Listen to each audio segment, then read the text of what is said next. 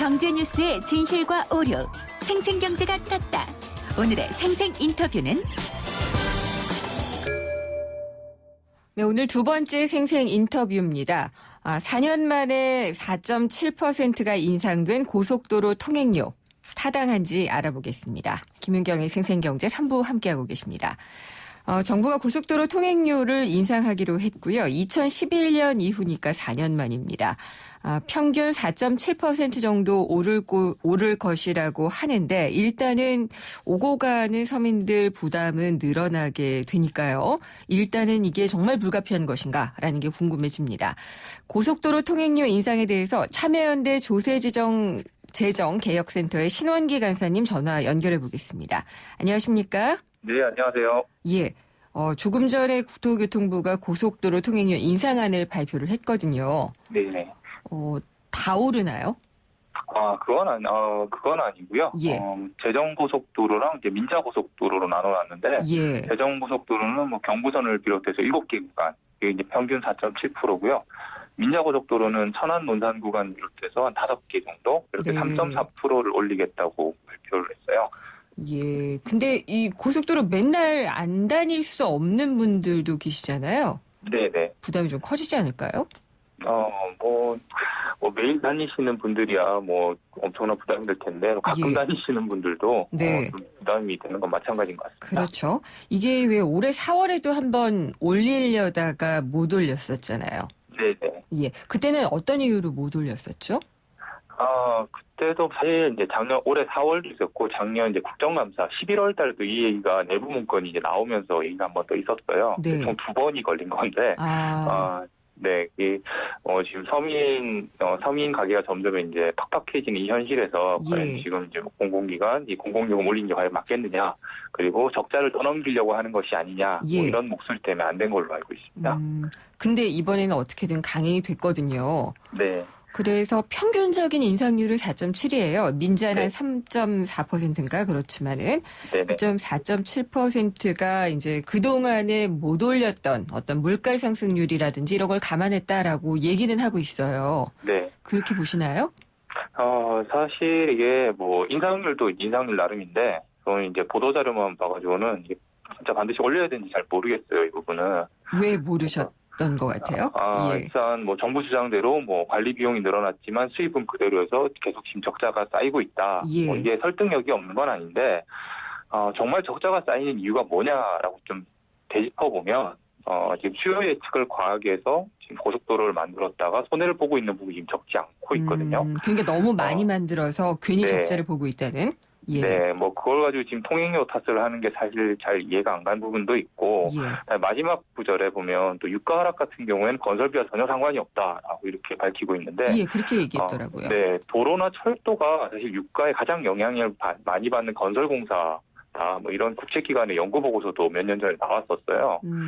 네, 전반적으로 조금 이제 이해가 안 가는 건 아닌데, 전반적으로 조금 허술하지 않냐, 네. 그런 생각이 듭니다.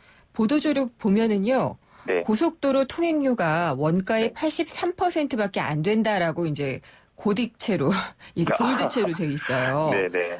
그런가? 이게 원가 수준이라는 게 이 원가가 어떻게 계산이 되는 거죠? 1년에 관리 비용이 4조 정도 들어가는데, 이 통행료 수입밖에 없으니까, 예. 거기 비춰보면 원가 수준이 83%다 정도라고 얘기를 하는데, 실제 이제 예. 회계나 이런 걸 조금 뜯어보면, 꼭 그렇지만은 않은 것 같아요. 이제 다른 데서 사실 이제 손해가 좀 많이 발생하는 부분이 있고, 게다가 지금 정부에서는 통행료가 낮다라고 하는데, 네. 단순 비교를 하면 이제 다른 나라에 비해서 단순 비교하면 낮다고 볼 수도 있겠지만, 소득 수준이나 물가, 통행량 이런 것까지 비교를 하면 얘기가 좀 달라져요. 그런 부분은. 그런 건 혹시 참여연대에서 이렇게 다른 나라랑 여러 가지 변수를 적용해서 네. 비교해 보신 자료는 있나요? 저희 말고 이제 예. 다른 이제 교통 관련 쪽 시민단체에서 분석한 걸로 알고 있습니다. 그렇군요. 네. 예. 수요 예측을 제대로 못했다는 것은 안 뚫어도 될 고속도로를 뚫어서 그게 모자라니까 통행료를 올려서 메꾼다 이런 개념으로 들리기도 하고요. 네네. 그다음에 이제 경부고속도로 같은 경우에 저보다도 나이가 많거든요.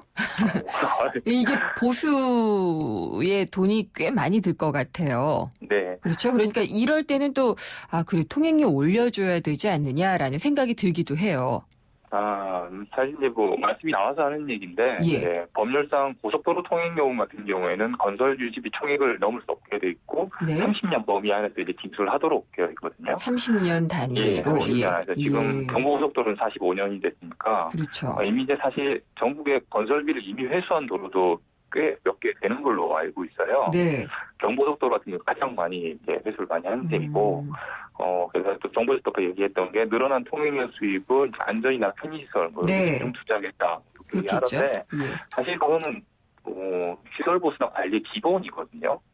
기본인데 별 그렇게 세상스럽게 홍보를 할까라는 그런 생각도 좀 듭니다.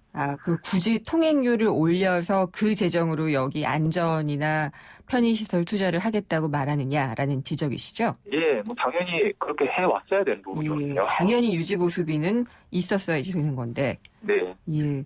근데 도로공사가 적자긴 적자예요. 네, 26조 원 정도? 네, 부채가 많이 있거든요. 그러니까 네. 이게 부채를 메우기 위한 그런 게 아니냐라는 얘기가 나올 수밖에 없는 것 같아요.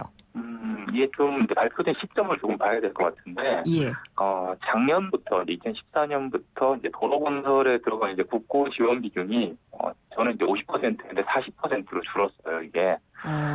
용지비는 이제 계속 정부에서 100% 지원을 해주는데, 그게 1년에 이제 계산을 해보면 3천억 정도 되거든요. 네. 예, 그래서 이제 작년에 통일료 인상 얘기가 나왔을 때 정말 말이 많았었죠. 이제 도로공사 입장에서는 가뜩이나 지금 빚도 많은데, 네. 근데 가만히 있으면 앉아서 그냥 3천억 적자가 생기는 거잖아요. 그러다 보니 고익주책으로 지금 통행료 카드가 나온 게 아닌가, 네. 그렇게 일단 보고 있고요. 만약에 통행료 인상 카드가 좀 이렇게 설득력이 있으려면 다른 좀 문제가 되는, 세고 있는, 그런 사업들의 타당성을 확보하는 게 먼저겠죠. 세고 있는 사업은 어떤 게 있나요?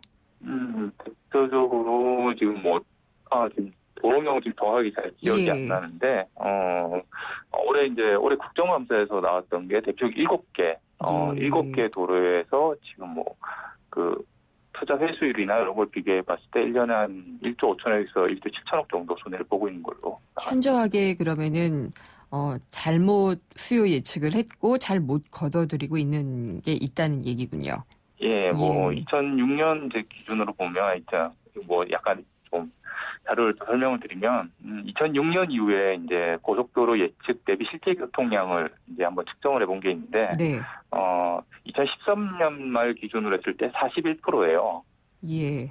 2014년 평가 자료까지 대충 넣어서 보니까 40%가 채 안 되는 수준이거든요. 10개 중에 한 절반 정도 지금 2006년 이후에 만들었던 도로의 절반 정도는 사실 안 지어도 되는 거, 네. 지었다고 보셔도 될 것 같아요. 그렇군요. 그리고 얼마 전에 서울과 또 세종시를 연결하는 고속도로를 내년에 민자 사업으로 건설하겠다라고 밝혔거든요. 네. 근데 이게 사업비가 7조 원이나 또 든다고 하는데, 네. 이게 또 나중에 또 통행료 폭탄으로 돌아오는 건 아닐까요? 이게 또 민자 사업하면 이제 MRG 최저 수입 보장 제도를 예. 많이 떠올리실 텐데, 예. 간단히 설명드리면 여기 도로를 지으면 1년에 얼마의 차량이 지나가니까 이제 민자 사업자가 투자를 해라. 그리고 혹시 거기 기준에 미달되면 그만큼 정부에서 이자까지 계산해서 메워주겠다. 네. 요게 사실은 이제 핵심이거든요. 그렇죠. 네, 처음 같은 경우에 이게 손해를 많이 봤던 게 보장 비율에서 문제가 많이 발생을 했었어요. 처음 이제 90%까지 해줬는데, 이게 하다 보면 예를 들어서 3,000대가 지나간다라고 했을 때 민간 사업자 입장에서는 300대만 지나가면 나머지 이제 2,700대에 대해서는 손해분해 거기 이자까지 합쳐서 이제 받게 되니까. 아니, 어떻게 이렇게 제도가 되어 있죠? 그게 예. 좀 여러 가지 이유가 있었는데 당시 이제 IMF나 이런 걸 겪다 보니까 재정이 네. 많이 부족했어요. 지금도 그렇지만. 예. 네. 그러다 보니 고익지책으로 나왔었는데 처음에 제도 설계 자체를 좀 무리하게 했던 측면이 있습니다. 그러니까 민자 정부, 건설을 할 때 민간에서 많이 들어올 수 있도록 하기 위해서 그런 정책을 쓴 거군요. 예, 맞습니다. 그리고 궁금한 게요. 네. 이 사업비나 이런 것들을 도로공사는 꼭 통행료에서만 다 뽑아내야 되는 건가요? 일단 도로공사 같은 경우에는 이제 지금 들어오는 수입 자체가 통행료 밖에 없으니까요. 예. 통행료 안에서 해결하는 게 가장 현명한 방법이긴 하죠. 그래요. 그리고 그동안에 이 최소 운영수익 보장제 이게 아까 네. 그 말씀하신 그 제도가 예. 하네요. 예, 네. 그렇게 하기 때문에 결국은 부채가 계속 쌓일 수밖에 없는 구조인 것 같은데 그럼 이 제도를 바꿔야 되잖아요. 네네. 예, 그럼 법 개정이 필요한 건가요? 아니요, 이제 최소수익, MRG 같은 경우에는 하도 예. 정말 이렇게 문제가 심각하다 보니까, 네. 이제 2009년 이후로 거의 뭐 사실상 없어지게 됐고, 예. 뭐 신규 사업에서는 거의 이제 폐지가 됐고, 그 뒤에 이제 기존 했던 것들은 지금 이제 축소, 아니 네. 이제 재계약을 맺던가 뭐 이렇게 좀 수정을 하고 있는 단계고요. 그렇군요. 지금은 이제 손익공유형이라고 해서 이제 예. 조금 다른 형태로 좀 바뀌고 있는 걸로 알고 있습니다. 네. 그럼 손익 공유형이라 그러면은 정부의 부담이 조금은 좀 줄어들 수 있는 방법으로 하고 네, 조금 있기는 쉽게 하군요. 수익을 이제 가져가는 만큼 손해도 너희들이 좀 일정 부분 감당해라. 30% 네. 정도? 그렇게 진행을 하는 건데요. 예. 그렇게 되면 이제 민간 부담이 조금 높아지는 건데, 그러면 사실 좀 걱정이 되는 건, 네. 도로나 항만 같은 경우에는 이제 투자를 조금 꺼리게 돼요. 이런 예. 부분은 수익이 떨어지기 때문에. 알겠습니다. 뭐 소비자 입장에서는 뭐 통행료나 이런 부분에서 약간 좀, 네. 살짝 낮아지긴 하겠죠. 알겠습니다. 구조부터 좀 바꿔야지 되는 문제 같네요. 예, 잘 들었습니다. 감사합니다. 네. 참여연대 조세재정개혁센터의 신원기 간사였습니다. 비가 옵니다.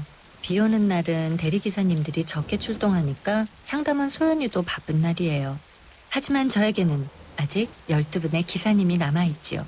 대리운전은 지금부터다. 좌우로 정렬 2588 눌러줘요 2588.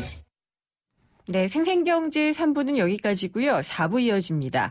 라디오 인크루팅 점점 그 취업난이 심해지고 있는데 하반기 채용 취업률 한번 점검을 해보겠습니다. 금융상품 백서 코너도 준비가 돼 있는데요. 퇴직 후에 퇴직금 관리 알아보겠습니다. 잠시 후 생생경제 4부에서 뵙겠습니다. 안녕하세요. 배한수입니다. 10살 그녀에겐 작은 소망이 있다고 합니다. 3살 터울의 쌍둥이 동생들과 한바탕 신나게 뛰어놀아보는 건데요. 근영이의 쌍둥이 동생들은 각각 복합장애와 무연골 향성증이라는 희귀병을 앓고 있기 때문입니다. 홀로 3아이를 키우고 있는 근영이 엄마는 하루 종일 아픈 아이들을 돌보느라 일을 하기가 어렵습니다. 네 식구의 보금자리, 작은 단칸방에 올 크리스마스 산타클로스의 기적이 찾아올 수 있을까요? 기아대책에서는 근영이와 같은 아이들을 도와주실 1만 명의 산타를 찾습니다. 02544-9544, 02544-9544번으로 전화 주시면 산타가 되어주실 수 있습니다. 여러분의 따뜻한 마음이 이 아이들을 다시 웃게 만들 수 있습니다.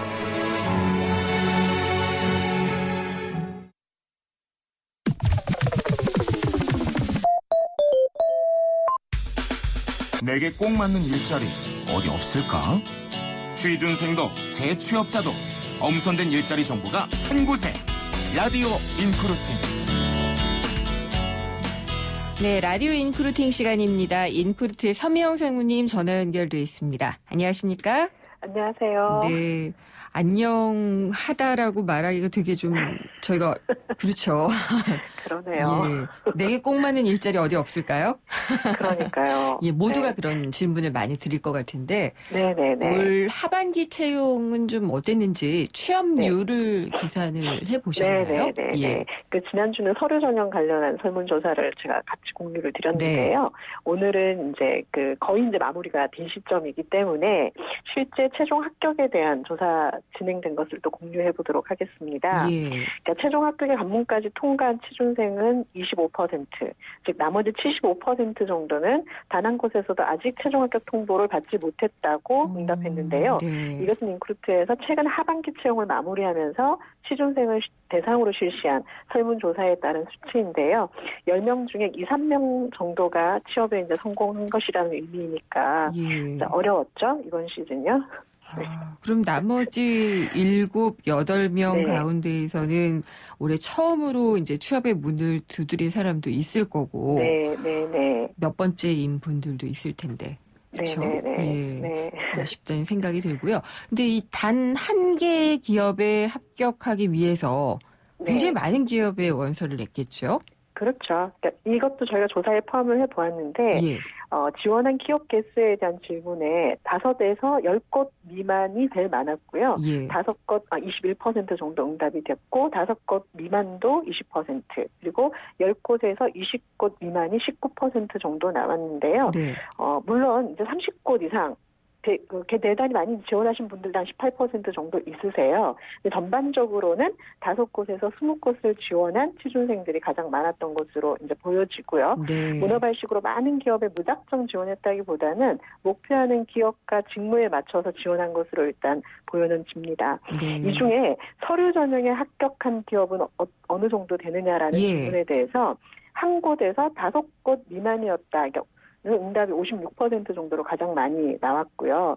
물론 이제 서류 전형에조차 단 한 곳의 이제 기업에도 서류 전형조차 합격하지 못했다는 응답도 22% 정도가 있었습니다. 그러니까 지난주에 말씀드렸던 것처럼 네. 서류 전형에서부터 굉장히 이제 치열한 경쟁이 있었다는 것을 의미를 하고요. 예. 또 하나의 특징이 전공별로 서류 전형 합격률도 차이가 좀 났다는 부분입니다. 전공별로 차이가 난 건 저희가 이 시간을 통해서 많이 얘기를 많이 하고 이제 있지만 말씀드렸는데요. 네네. 이 이공계열이 더 유리하다는 그 결과 아닐까요?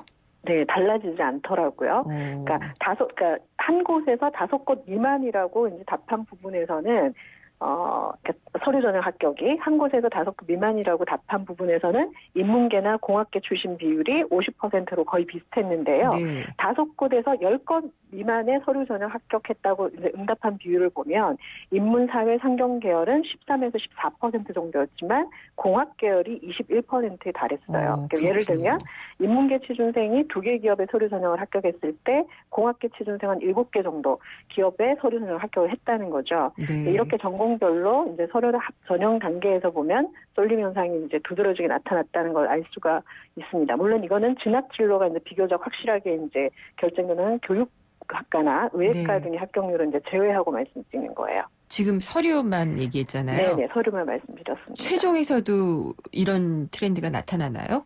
네, 그렇더라고요. 공학계가 30%로 가장 많았고요. 예. 인문계하고 상경계가 20%로 비슷하게 나왔고 사회계가 11% 정도 나왔는데요. 공학계와 인문계가 10% 정도 차이가 나고 인문계와 사회계도 한 10% 정도 차이가 났는데 네. 이것은 인문계를 세부적으로 좀 나누어보면 어문계열이 포함되어 있어요. 그래서 사회계열 취준생보다 취업에 조금 유리했던 것으로 보여지게 됩니다. 아무래도, 전체적으로 예. 보면 예. 요즘 취준생들 사이에 문과라서 죄송합니다. 뭐 이런 얘기가 있다. 일명 문송합니다라는 전체 이야기가 있다는데 뭐 숫자를 통해서도 좀 체감할 수 있는 것 아닌가라고 생각이 되네요. 그러면은 이건 완전히 네. 교육 제도를 바꿔야 되는 거 아니에요? 그러니까 이게 저희 산업 구조가 지금 변화되고 있는데, 예.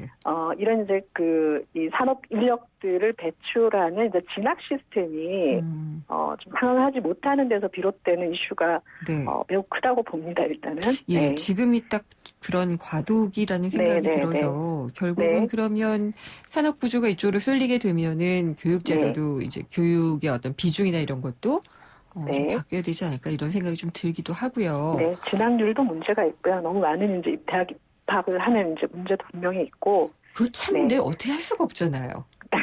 가지 말라고 할 수는 없잖아요. 네네네. 예, 그러니까 뭐 구조를 좀 조정해 가는 것은 불가피해 보입니다. 네. 네. 근데 취준생들이 또 힘들어하는 것 중에 하나가 전 이것도 굉장히 놀랐는데요. 네네. 채용 갑질이라는 게 있더라고요. 네, 저도 굉장히 이 갑질이라는 표현은 입에 올리기 좀 싫은데. 사실 이거 굉장히 말하기도 싫은데 이건 어떤 거예요?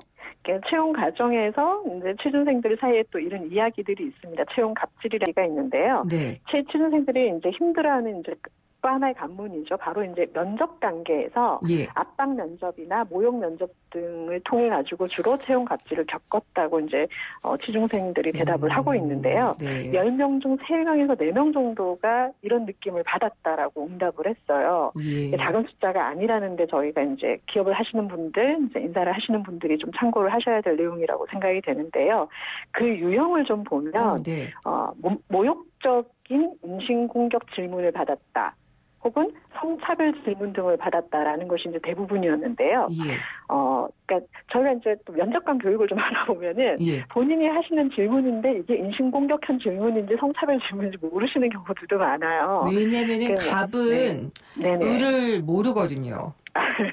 그러니까 개구리가 올챙이 시절을 모르는 거죠. 네. 예. 어떤 이유에서건 이제 우리 구직자들, 취업 준비생들이 이런 느낌을 갖고 있다는 걸 좀 이제 유념하실 필요가 있겠는데요. 네. 모욕적인 인신공격 질문으로는 이런 것들이죠. 자격증이나 토익 점수 등에 대해서 예. 좀 스펙을 무시하는 발언을 한다거나 왜 이거밖에 안 돼? 뭐 예를 들면 그리고 외모를 지적하는 거죠. 뭐라고요? 이런 질문들을 통해서 자존감이 좀 떨어지는 경험을 하는 구직자들이 많았고요. 중소기업 면접에 갔는데 예를 들면 다른 지원자들은 다 대기업에 갔는데 넌 왜 못 갔니? 예를 들면 이런 질문들.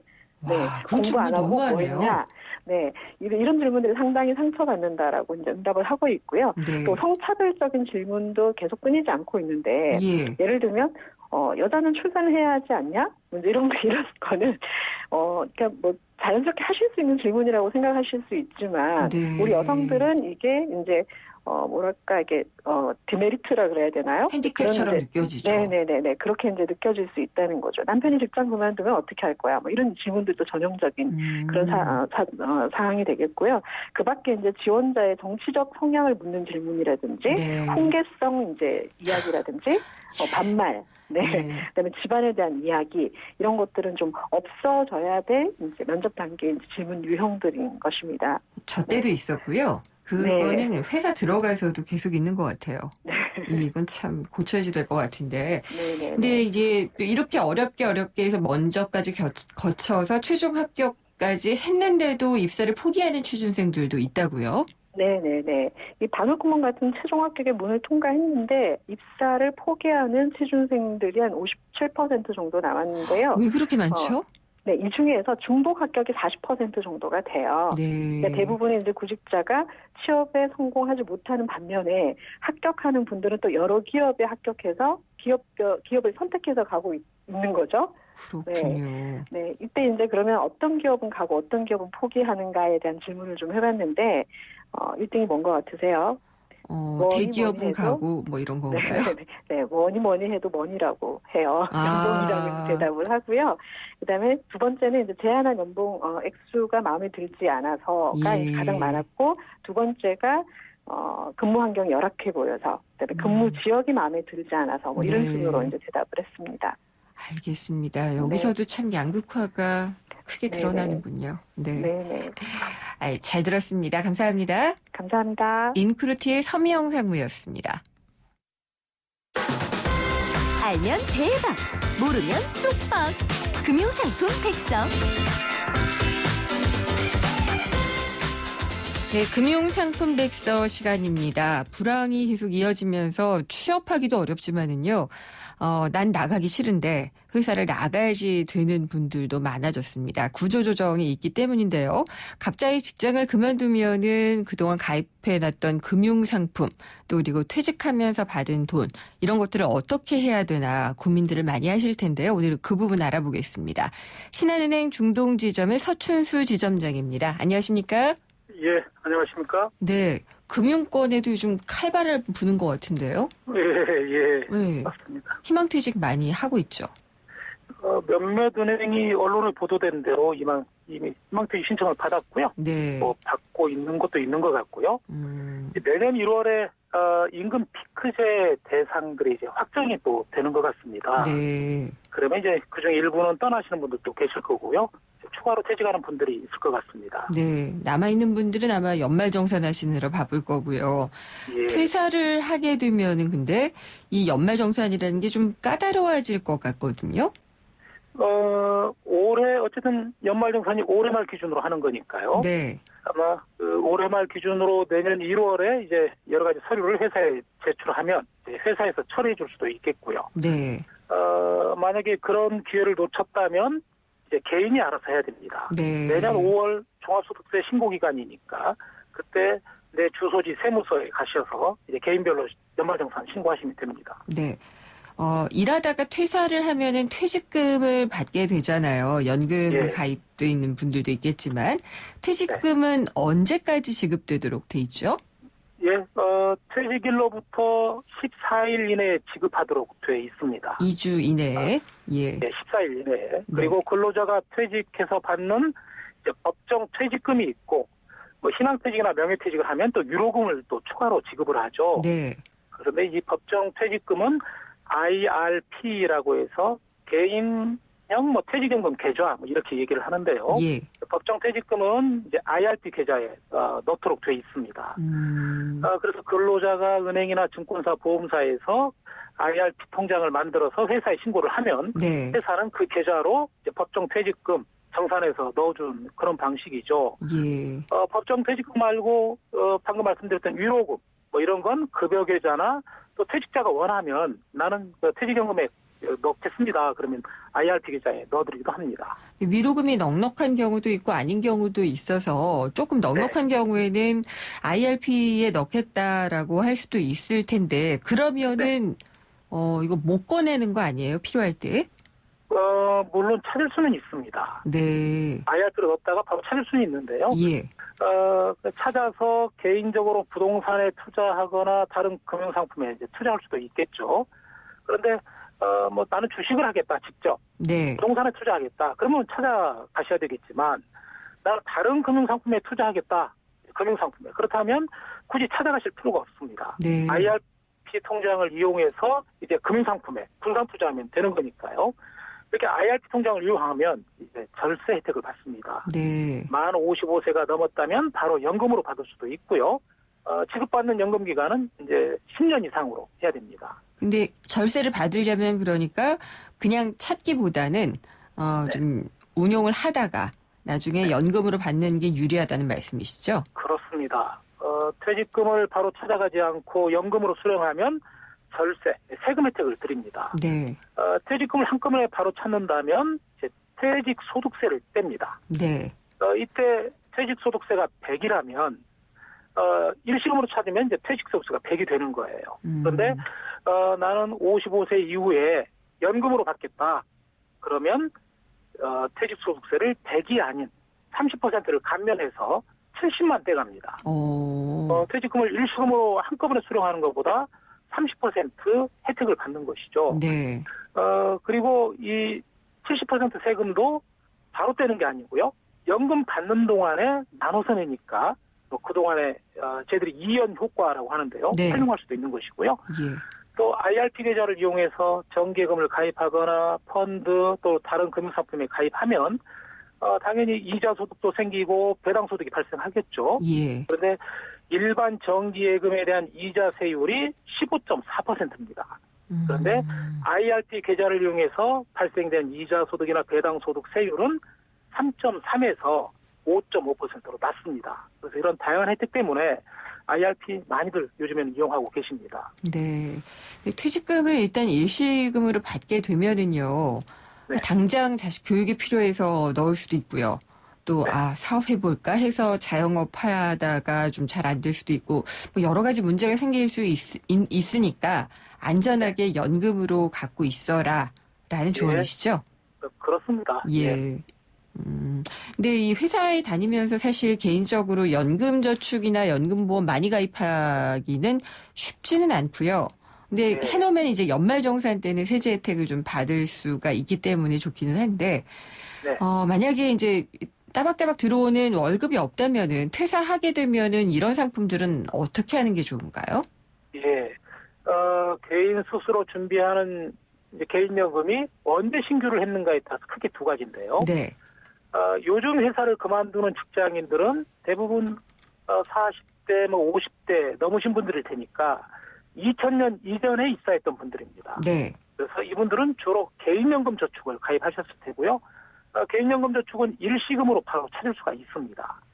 아니면 5년 이상 연금으로 받겠다 이렇게 선택할 수도 있고요. 네. 물론 일시금으로 찾든 5년 이상 연금으로 찾든 이자 소득세를 면제받습니다. 상당히 좋은 상품이고요. 네. 근데 이제 주의할 점이 있습니다. 내가 개인연금 신탁이나 개인연금 보험 또 개인연금 투자 증권 가입하다가 은퇴를 퇴직을 했습니다. 네. 그러면 퇴사일로부터 6개월 이내에 찾아야 됩니다. 깜빡 잊고 6개월이 넘어가면 이자 소득세 비과세 혜택을 못 받습니다. 네. 만약에 퇴직은 했는데 내가 자영업을 해서 또 다른 곳에 재취업을 해서 또 이제 세금 신고를 해야 된다. 소득이 발생하니까. 그렇다면 굳이 해지하지 마시고요. 계속 구입해서 소득공제 혜택을 받는 것도 좋은 방법이 될 것 같습니다. 그러면 2000년 이전에 하신 분들은 그렇다고 치면은요. 2001년 이후에 가입한 연금저축 가입자면 어떻게 되나요? 예, 이건 이제 조심을 할 필요가 있겠는데요. 2001년 이후에 가입한 상품을 연금저축이라고 이제 통칭해서 얘기를 하는데, 예. 정도 한꺼번에 해지하면 원금에 붙은 이자나 배당 소득에 대해서 기타 소득세를 뗍니다. 네. 16.5% 세율이 적용되고요. 꽤 높네요. 예. 예, 꽤 높습니다. 그래서 이것도 한꺼번에 해지하는 건 이제 금물이다라는 말씀을 드리고 싶고요. 그래서 당연히 5년 이상 연금으로 수령하라는 말씀을 드리고 싶고요. 물론 내가 은퇴는 했지만 소득이 발생된다면 역시 소득세 신고를 해야 될 테니까 방금 전에 말씀드린 개인연금처럼 매달 34만 원까지 불입해서 세액공제 혜택을 받을 수도 있겠습니다. 네. 퇴사하거나 퇴직하면은 건강보험 이게 또 걱정거리가 되더라고요. 예, 예. 네. 퇴직일로부터 14일 후에 지역가입자로 전환이 되고요. 이제 그 퇴직한 사람의 소득, 재산 상태, 가족 수를 감안해서 보험료가 이제 다시 산정이 됩니다. 그런데 자녀라든가 배우자가 직장 가입자라면 이제 그 가족의 풀부양자가 되기 때문에 보험료를 내지는 않는 거고요. 물론 퇴직하고 나서 재취업했다. 그럼 다시 이제 직장 가입자로 되는 것이고요. 네, 다 안 된다면 그냥 지역으로 내는 수밖에 없고요. 네. 국민연금은 퇴직하면 어떻게 되나요? 국민연금도 퇴직하면 지역가입자로 전환이 됩니다. 재취업하거나 자영업을 해서 소득이 발생되면 국민연금 보험료를 60세까지 납부를 해야 되고요. 네. 소득이 발생되지 않으면 어떻게 해야 되냐, 이제 이런 질문들을 많이 합니다. 그런데 사실 국민연금만큼 좋은 노후준비 상품이 없는 것 같아요. 네. 그래서 60세까지 의무 납부 기간이니까 다른 어떤 노후준비 상품보다 유리하고, 그래서 계속 납부하라는 말씀을 드리고 싶고요. 만약에 생활이 좀 어렵다, 퇴직을 했는데 소득이 없다, 그렇다면 조기 수령도 하나의 방법이 될 수 있을 것 같습니다. 몇 살부터 가능하죠? 최대 5년까지 앞당겨서 빨리 네. 받을 수가 있습니다. 그래서 예. 조기 수령이라고 하는 거고요. 네. 이번에 은퇴하신 분들이 57년에서 60년생이 많은 것 같아요. 네. 그럼 이분들은 62세부터 정상적인 연금을 받습니다. 이제 노령연금인데. 그런데 이걸 5년을 앞당길 수 있으니까 57세가 되면 조기 수령이 가능한 거예요. 네. 근데 빨리 받는 만큼 이제 나오는 금액이 적습니다. 그렇겠죠. 1년에 6%씩 깎입니다. 5년 당기면 정상적인 연금보다 30%가 깎인다, 이렇게 보시면 되겠습니다. 웬만하면은 계속해서 좀 불입을 하거나 갖고 있어라 라는 네. 말씀이시네요. 알겠습니다. 퇴직 이후의 자금 운용 방법에 대해서 알아봤습니다. 말씀 감사합니다. 네, 감사합니다. 신한은행 중동지점 서춘수 지점장이었습니다. 2016년형 볼보엔 없다. 5년간 부담이 없다. 부담이 없다고? 없다. 5년 10만 킬로미터, 보증기간 연장은 물론 소모성 부품까지 서비스해주니까. 와우, 시작부터 새로운데? 볼보에게 이 정도는 새로움도 아니다.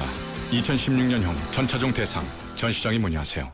Volvo. 올겨울은 르노 삼성 자동차를 구매하는 분들에겐 봄입니다. 봄처럼 기분 좋은 혜택. 르노 삼성자동차 고객 누구나 취득세 100만 원 지원부터 밸류박스 조건 36개월 무이자 할부까지. 12월 한 달 놓치지 마세요. 르노 삼성 자동차. LPG 일부 차종 제외. 자세한 내용은 전 시장에서 확인하세요.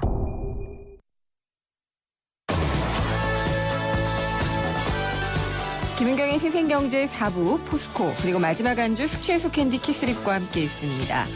오늘 생생경제에서 마련한 선물 받으실 분은 9233님 외 한 분이고요. 제작진이 따로 연락을 드리도록 하겠습니다. 한 주가 정말 금방 가네요. 내일이 금요일이고 금요기획이 있습니다. 국회를 뜨겁게 달구는 쟁점 법안 가운데에서 저희가 늘 주목하고 있는 노동법 다루려고 합니다. 여야가 맞서고 있는 파견법 그리고 기간제법이 특히나 더 쟁점이 되고 있는데요. 어떤 것들이 얘기가 될 수 있는지 토론을 통해서 다시 한번 짚어보겠습니다. 오늘 준비한 수사는 여기까지고요. 다음 시간에 내일 찾아뵙겠습니다. 김은경이었습니다.